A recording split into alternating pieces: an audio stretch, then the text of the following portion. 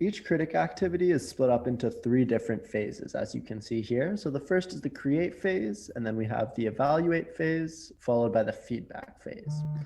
So the create phase is essentially just your typical kind of assignment. You can see an objective, some brief instructions, and a rubric right here. So we really believe in rubric learning at Kritik. It makes it a lot easier for the students giving the evaluations to have a lot more structure and just ensures a higher level of consistency. So you can see the creation is right here. Students can either submit through a Word box or they can attach a file if they'd like. So now we'll take a look at the evaluate phase. So once you're in the evaluate phase, you can see basically the same setup, and this is where the students are actually going to conduct their peer evaluations. So the rubric is here once again to make sure students are referring to it when they're conducting their evaluations. And we can see here that everything's totally anonymous, so I'm not going to know who I'm evaluating, and they're not going to know who evaluated them. So if we go down a little bit, we can see the actual evaluation, and you can see that it's comprised of both a quantitative aspect, which is filling in the rubric according to how the student did, as well as a written evaluation. So for the written evaluation, the students are going to select a criteria from the rubric and then discuss why the peer did well or maybe struggled a little bit in that aspect. So something to note here is that if I just wanted to keep it simple as the evaluator and not really push myself and just give a simple good job, you'll see that it prompts me to leave a longer comment. So this is the first safeguard that we have in place to make sure that students are really pushing themselves outside their comfort zone and actually putting forth legitimate effort when it comes to these peer assessments. So something to note is the schedule right here. So this shows which stage of the activity the student is in. So right now you can see they're in the evaluate phase. Every time an activity goes to a new phase, an email will be given. And if the student chooses, they can also subscribe to get a text notification as well, if that's easier for them. So now we'll take a look at the feedback stage. But before we do, I just wanted to show you guys this, the highlighted content. So if the professor thinks that they got an assignment that really exemplifies great job and they want to showcase it or spotlight it to the rest of the class, they can do that. And that'll show up for the students right here. They can take a look and see the creation that the students spotlighted. It's still totally anonymous. And something else is that it'll have a badge associated with it here. So in this case, this was an exemplary activity because the professor thought that it was very innovative. And something to note is that these badges are going to be different whether the student has a creation that's being exemplified or if it's an assessment that they're going to be showcasing. So now we go to the feedback stage, which is really kind of novel to Kritik. And this is where basically students are going to be completing the feedback loop and actually giving some comments about what they thought about the evaluations that they received. So here you see there are 2 scales. There's a motivational scale as well as a critical scale. And here students are just going to be grading what they thought of the written comments that they received on both of these metrics.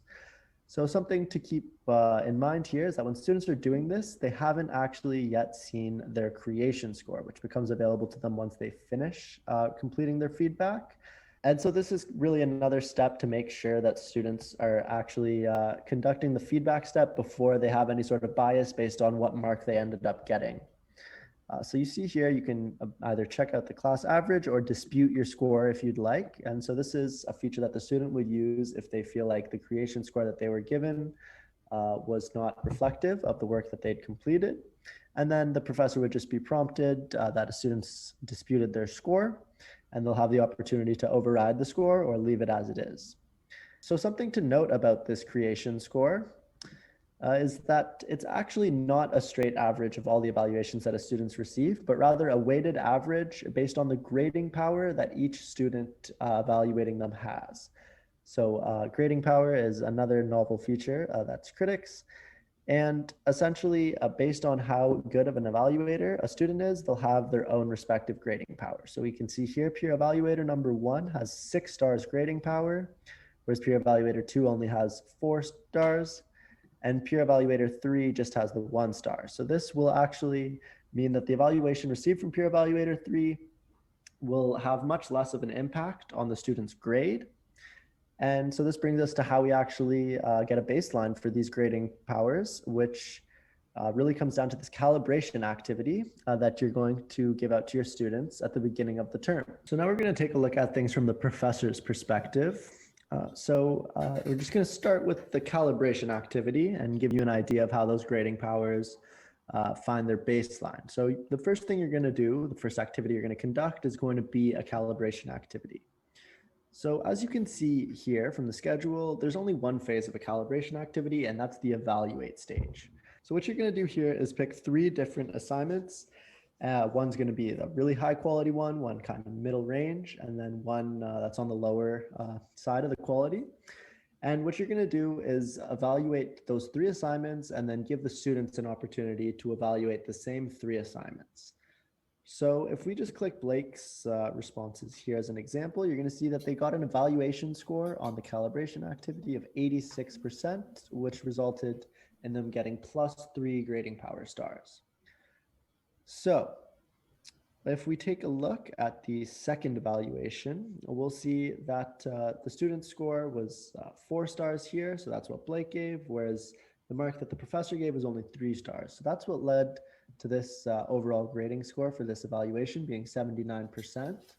And based on however close the students are to your evaluations, they're going to get this kind of initial start to their grading power, which will then be adjusted throughout the term based on how closely they're evaluating it to the class average. So if one student decides they're just going to give out 4-star reviews, they're actually not going to benefit their grading power, which is going to consistently be dropping throughout the term. So the next thing to take a look at is this grading phase. So this comes after the students finish their feedback stage, and it's available exclusively to you as the professor. And what's going to happen here is you're going to get to see the progress of the students. So you'll see that John Smith missed 1 evaluation, Sarah missed 1 creation. And if you'd like, you can even go to scoring here and actually filter the students based on how they performed.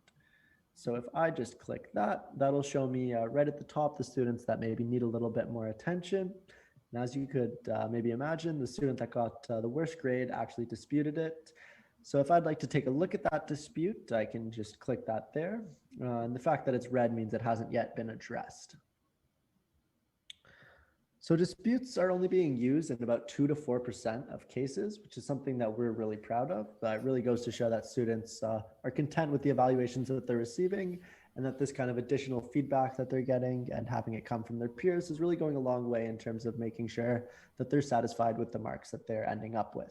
So once I'm here, I can manage the dispute or edit the score. So the first thing I'm going to want to do is take a look at her work, and then edit the score based on whatever I think is appropriate. So if I think she deserved 3 stars in content, I'll go there. And then I'll have the chance to manage the dispute and just write some comments back to Maria and let her know why I changed or did not change her overall creation score. So this takes us to the create activity view. So as you can see here, we've been spending most of our time today looking at the individual activities. And we've also seen how calibration activities serve as a baseline for the grading power. And now we're going to take a quick look at group activities. So you can see here the 2 options are between groups or within group. So between groups is for your typical kind of group work setting. So what's going to happen is me and my group are going to complete our assignment. And then individually afterwards, I'm going to evaluate other groups on how I felt their assignments did.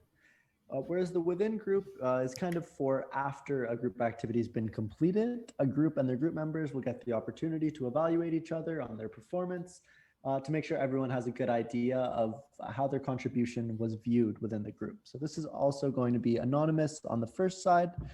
So students are going to know who they're evaluating, but they're not actually going to know which comments came from which students. So now all that's really left to talk about is the discussion board. So if we take a look here, you can see that it's been designed to look similar to a kind of social media platform where the students can have a post, they can ask a question, they can include a poll if they'd like, and they can ask anonymously. And something really interesting to note about this discussion board feature is this concept of a reputation score. So basically students will have their engagement to the discussion board quantified based on how often they post, how many kind of likes they're receiving, and how many comments they're getting back in return. And so this is another fun way to kind of quantify the students' engagement and make sure they're getting more accurate and reflective participation mark as well.